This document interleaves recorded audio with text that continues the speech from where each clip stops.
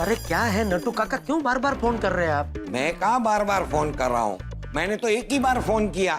अरे पहले बाघा ने फोन किया, फिर आपने फोन किया, क्यों बार बार फोन करे? क्या काम क्या है? एक मिनट नट्टू काका। सेठ जी, मैं आपसे बहुत नाराज हूँ। क्यों, मैंने क्या किया? मैंने आपको फोन किया तो आपने मेरा फोन कट कर दिया, और नट्टू काका ने फोन किया तो उनका फोन उठा लिया। क्यों भला? रिस्पेक्ट। क्योंकि मैं तुमसे और सेठ जी से उम्र में बड़ा हूं ना, इसीलिए सेठ जी ने मेरा फोन उठाया। हाँ सेठ जी। अरे नहीं भाई, ऐसी कोई बात नहीं है। तो फिर आपने मेरा फोन क्यों नहीं उठाया? अरे बाघा, यहाँ सब सोसाइटी वाले भीड़े के घर में इकट्ठा हुए हैं, यहाँ थोड़ा टेंशन वाला माहौल चल रहा है, तो मुझे लगा कि अभी इसमें टेंशन के बीच में मैं तेरा फोन कहाँ उठाऊं, थोड़ी देर बाद तेरा फोन उठा लूंगा। लेकिन फिर नट्टू काका का फोन आया तो मुझे लगा कि कोई जरूरी काम होगा, इसलिए आप लोग बार बार फोन कर रहे हैं। इसलिए अभी भीड़े के घर के बाहर आया और मैं बात कर रहा हूँ। बोलो, अभी जल्दी बोलो, क्या काम है? अरे बाप रे सेठ जी, सुबह सुबह ऐसा क्या हो गया कि आप सब लोग भिड़े भाई के घर पे जमा हो गए? अरे वो सब छोड़ने भाई, तू अपनी बात कर भाई। क्यों फोन किया तुम लोगों ने, क्या जरूरी काम है? नहीं नहीं सेठ जी, कोई जरूरी काम नहीं है। ये तो आपको आज दुकान आने में लेट हो गया ना, इसलिए हमें बहुत चिंता होने लगी कि आप अभी तक दुकान आए क्यों नहीं। तो नट्टू काका ने कहा, बाघा बॉय आज सेठ जी दुकान नहीं आएंगे, आज उन्होंने गुटली मार दी है। तो मैंने कहा नहीं नहीं, सेठ जी ऐसे गुटली नहीं मारते। अगर वो नहीं आने वाले होते हैं तो फोन करके बताते हैं कि मैं आज नहीं आने वाला हूँ, है ना सेठ जी? हाँ हाँ सेठ जी, सो यू मीन टू से आप दुकान आ रहे हैं? हाँ, आ रहा हूँ, बिल्कुल आ रहा हूँ। यहाँ थोड़ा मामला सुलझ जाए तो मैं तुरंत आता हूँ। बताइए ना, हुआ क्या है सेठ जी? हाँ प्लीज टेल सेठ जी। अरे कुछ नहीं भाई, चलो। प्लीज बताइए ना सेठ जी, वरना यहाँ दुकान के काम में हमारा मन नहीं लगेगा। प्लीज टेल सेठ जी। हो सकता है उधर जो प्रॉब्लम है उसका सॉल्यूशन शायद हमारे पास हो। हाँ सेठ जी, अगर आपको फोन पे नहीं बताना है तो मैं और नट्टू काका वहाँ आ जाते हैं। अरे नहीं भाई, यहाँ आने की कोई जरूरत नहीं है। तो बताइए ना प्लीज। अरे अरे वो कल वो बिट्टू आया था ना हमारी दुकान पे। बिट्टू, वो सोडी भाई वाला, पढ़ाई का दुश्मन? हाँ, वो आज अचानक गोकुलधाम सोसाइटी से सुबह सुबह भाग गया था। अरे बाप रे। भाग गया था मतलब अभी मिल गया? हाँ, अभी मिल गया। अरे लेकिन वो भाग क्यों गया था? अरे वो उसको पढ़ाई पसंद नहीं है ना, तो कल हम सब जेंट्स लोगों ने मिलकर ये तय किया कि हाथी भाई उसको किसी अच्छे साइकाप्रिस्ट के पास ले जाएंगे। किसके पास? साइकाप्रिस्ट, दिमाग का डॉक्टर। ओहो, ही मीन टू से साइकाट्रिस्ट। अच्छा साइकाट्रिस्ट, अच्छा अच्छा, ओके ओके। हाँ हाँ, वही वही। अब ये बात तो बिट्टू को पता चली तो भाग गया। फिर मिला कैसे? अरे वो तो क्या हुआ, आप मुझे फिर से उस पढ़ाई की दुनिया में भेजने की कोशिश कर रहे हो, इसीलिए मुझे भागना पड़ रहा है। मैं अब भी जाता हूँ और बिट्टू को कहीं से भी ढूंढ के लाता हूँ, वरना मैं घर वापस नहीं आऊंगा। सोडी, क्या बोल रहे हो भाई? फिर तुम्हें ढूंढने जाना पड़ेगा। हाँ सोडी अंकल, आपको ऐसा कुछ करने की जरूरत नहीं पड़ेगी। मैं बता सकता हूँ वो कहाँ गया है।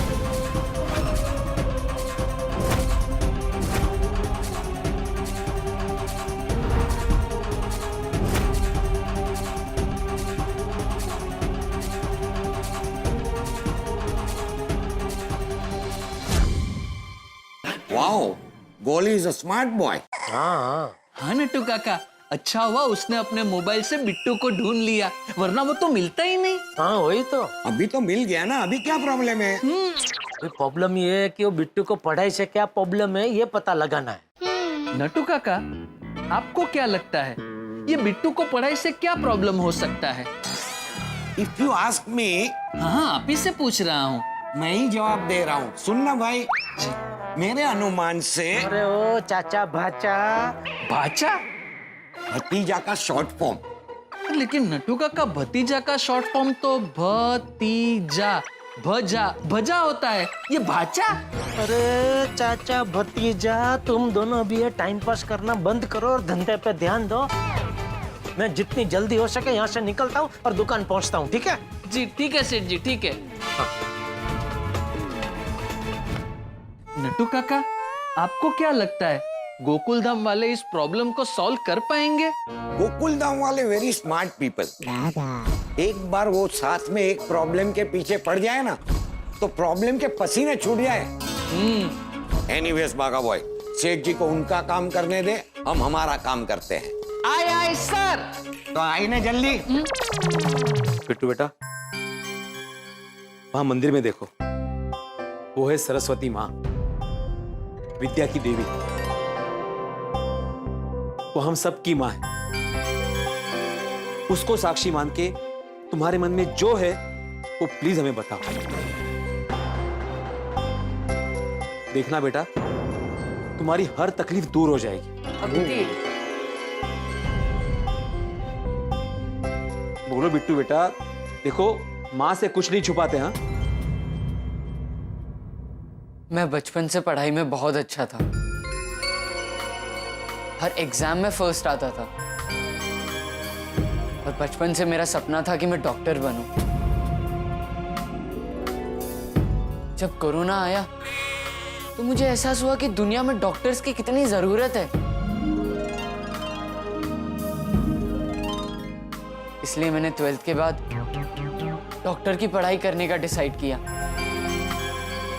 मैंने दिन रात जी जान लगाकर मेहनत की, पढ़ाई की। लेकिन जब एग्जाम की बारी आई तो मेरा जी घबराने लगा। मुझे डर लगने लगा कि कहीं मैं फेल ना हो जाऊं, कि कहीं मेरे अच्छे नंबर नहीं आए तो। इसलिए मैंने 1 साल का ड्रॉप लिया और सोचा मैं एक और साल जी जान लगाकर मेहनत करूंगा और फिर से परीक्षा दूंगा। लेकिन फिर जब परीक्षा की बारी आई तो मुझे अभी भी वही डर सताने लगा कि कहीं मैं फेल हो गया तो। इसलिए मैं घर से भागकर आ गया। अब मैं क्या करूं, मुझे कुछ समझ में नहीं आ रहा है। देखो बेटा, इंसान के अंदर जो डर होता है ना, वो दरअसल उसकी मानसिक परिस्थिति होती है, उसकी कल्पना होती है, जिसे वो खुद ही जन्म देता है। दुनिया में किसी भी चीज से बिल्कुल डरना नहीं चाहिए। अगर तुम डर को हवा दोगे ना तो वो राक्षस बन जाएगा और तुम्हें ही खा जाएगा। मैंने बोला था ना बिट्टू को फेल होने का डर बैठ के। सही कह रही। हाँ बिट्टू बेटा, हमें हमेशा पॉजिटिव रहना चाहिए। सकारात्मक सोच से जिंदगी में नई ऊर्जा आती है,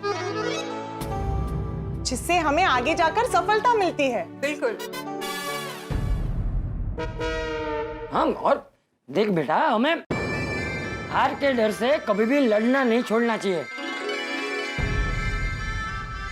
अगर हमारे स्वातंत्र सेनानी हार के डर से लड़ना छोड़ देते तो हमें ये आजाद हिंद मिलता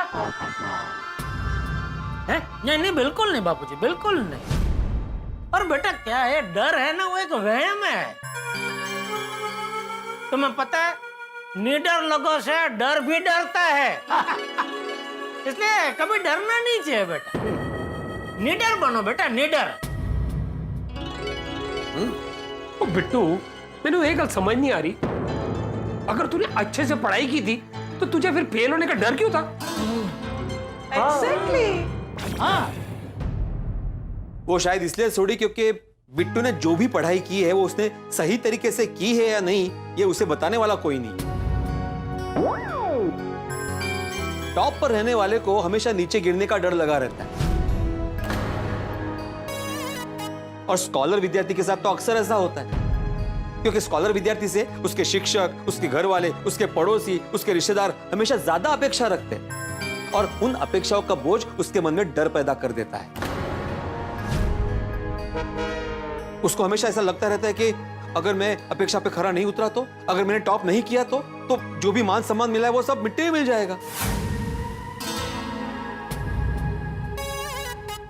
सही बात है। हाँ भिड़े अंकल, आपने मेरे दिल की बात कही है। मैं दिन रात पढ़ाई करता था, लेकिन मुझे समझ में नहीं आता था कि मैं जो पढ़ रहा हूँ वो सही है या नहीं। कई बार टीचर्स समझाते थे, लेकिन मुझे समझ में नहीं आता था, तो मैं कंफ्यूज होता था। और कुछ टीचर्स तो चैप्टर समझाने की बजाय सिर्फ चैप्टर पढ़ के निकल जाते थे। इस वजह से मुझे पढ़ाई में बहुत दिक्कत होती थी। अरे तो तुम्हें ये प्रॉब्लम अपने टीचर्स को बतानी चाहिए। एक शिक्षक अपने विद्यार्थी को मदद करने के लिए हमेशा तैयार रहता है। अभी हमारे भिड़े को देखो, आधी रात को अपने विद्यार्थी को मदद करने के लिए तैयार रहता है। हाँ, लेकिन हमारे कॉलेज में ऐसा नहीं होता है अंकल। हमें टीचर सिर्फ कॉलेज के टाइम पर ही मिलते हैं। हम उन्हें बाद में फोन करके ये नहीं पूछ सकते कि ये सही है या गलत।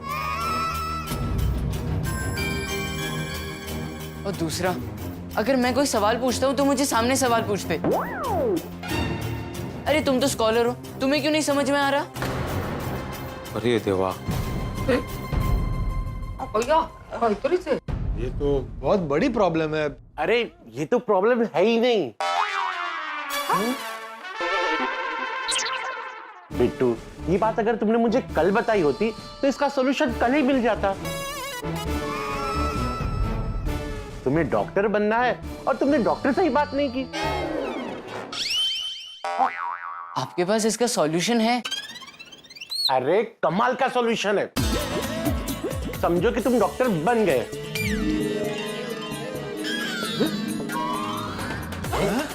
सुभाष, क्या सॉल्यूशन हंस? ओ, की सॉल्यूशन है। हाँ पापा, क्या आप सब अभी रिलैक्स हो जाइए।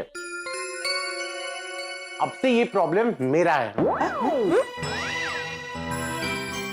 हाँ लेकिन हाथी भाई, आप एग्जैक्टली क्या करने वाले हो हमें तो बताओ। बताता हूँ। मेरे एक दोस्त है अलग जी। अलग जी? नहीं, अलग ख। अच्छा, अलग अलग निरंजन, वो वाला अलग। निरंजन नहीं, सिर्फ अलग। हाँ अलग, वो वाला अलग। हाँ। तो मेरे दोस्त है अलग जी, वो बहुत ही ज्ञानी है। यूं चुटकी में बिट्टू का प्रॉब्लम सॉल्व हो जाएगा। बोलो। पर एक प्रॉब्लम है। क्या? उनकी अलग जी दिल्ली रहते हैं। तो अभी बिट्टू को दिल्ली जाना पड़ेगा। नहीं, वो मुंबई आते जाते रहते हैं। मैं उनको फोन करके पूछता हूँ कि अभी वो कहाँ पर है।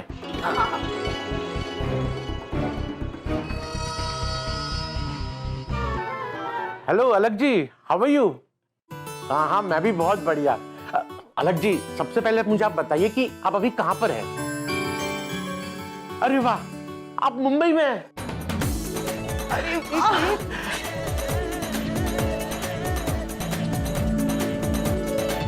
अलग जी, आपसे मिलना था। एक बच्चे की पढ़ाई आसान करनी थी। हाँ, 1 घंटे के बाद आइए ना, कोई बात नहीं। हाँ, मेरे घर आ जाइए, गोकुल धाम। हाँ, ओके अलग जी, थैंक यू अलग जी। आइए अलग जी, 1 घंटे में मेरे घर आ रहे हैं। चलो, अच्छा है। बिट्टू, अब तुम्हें नहीं भागना पड़ेगा, तुम्हारा प्रॉब्लम भागेगा। वैसे हाथी भाई, ये अलग जी है कौन? फिर मास्टर, 1 घंटे में सब पता चल जाएगा। अच्छा, चल। देखा बेटा, तुमने अपनी प्रॉब्लम बताई तो सॉल्यूशन मिल गया ना। कभी भी बात अपने मन में नहीं रखनी चाहिए, बोल देनी चाहिए। Yes uncle. बिट्टू बेटा, अब टेंशन छोड़ो, घर जाओ, फ्रेश हो जाओ, नाश्ता करके 1 घंटे में मेरे घर आ जाना। ओके? अब तुम्हारे प्रॉब्लम का सॉल्यूशन मिल जाएगा। बिट्टू को अब पढ़ाई में कोई प्रॉब्लम नहीं होगी।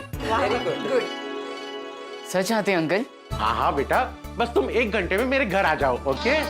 हाँ मैं भी आऊंगा, मुझे भी देखना है कि क्या सोल्यूशन है। चलो चलते हैं, चलो।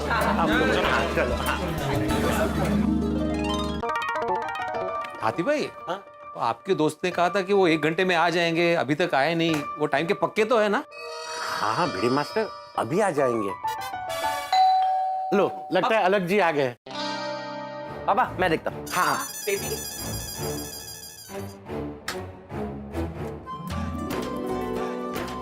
अरे आइए।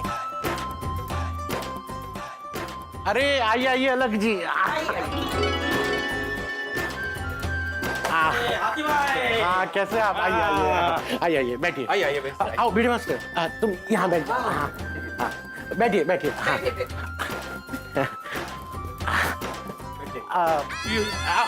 संभाल के ये अलग जी है सत श्री अकाल। जी नमस्ते नमस्ते नमस्ते नमस्ते। और अलग जी ये है मेरा गोकुलधाम परिवार। मैं आत्माराम तुकाराम भिड़े गोकुलधाम सोसाइटी का एकमेव सेक्रेटरी। आखिर में गोकुलधाम परिवार को मिलने का अवसर मुझे मिल ही गया। बड़ी तारीफ सुनी है मैंने आप सबकी। हमने भी हाथी भाई से बहुत तारीफ सुनी है आपकी। अरे थैंक यू। और गोली बेटा कैसे हो? मैं तो एकदम खा पी के मजे में हूं अंकल।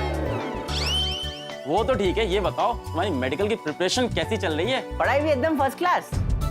और बाकी सारे बच्चों, तुम लोग की पढ़ाई कैसी चल रही है? बहुत अच्छी चल रही है अंकल। अलग जी ये बिट्टू है, इसके बारे में मैंने आपसे बात की थी। अच्छा आप बिट्टू हो। सबसे पहले ये बताओ तुम कैसे हो? मैं ठीक हूँ। अरे वाह, अगर तुम ठीक हो तो तुम्हारा 50% प्रॉब्लम तो यहीं सॉल्व हो गया। और बाकी का 50% मैं सॉल्व कर दूंगा। अरे वाह, अलग भाई का बात करने का तरीका बहुत फ्रेंडली है। अच्छा बिट्टू एक बात बताओ, तुम्हें अपनी मंजिल पर पहुंचना है, पर अगर कोई तुमसे कह दे कि तुम्हारी मंजिल के रास्ते में एक शेर है तो तुम क्या करोगे?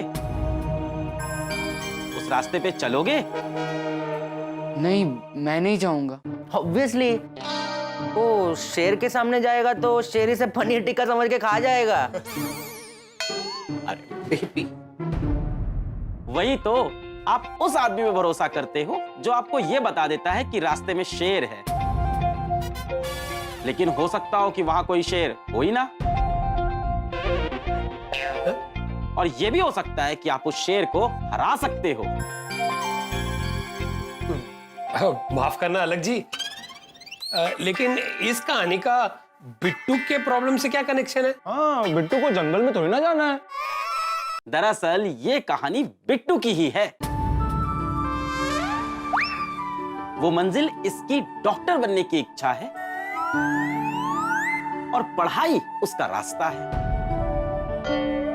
और वो शेर है फेल होने का डर।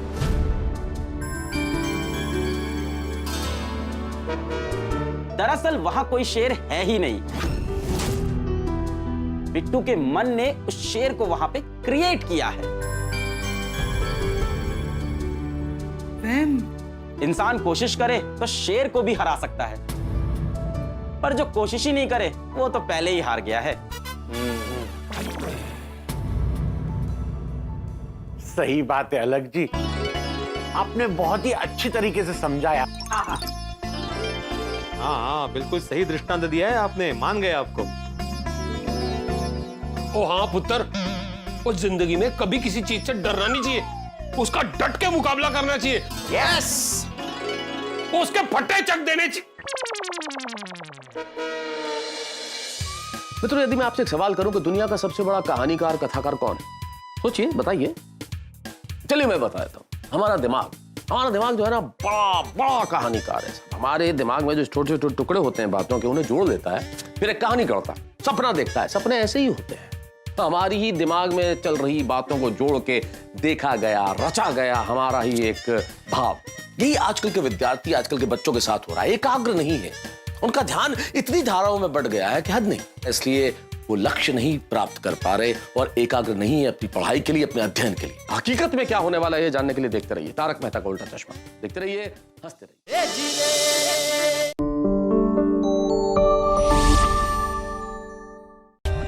For more updates, subscribe to our channel, click the show links and enjoy watching the videos.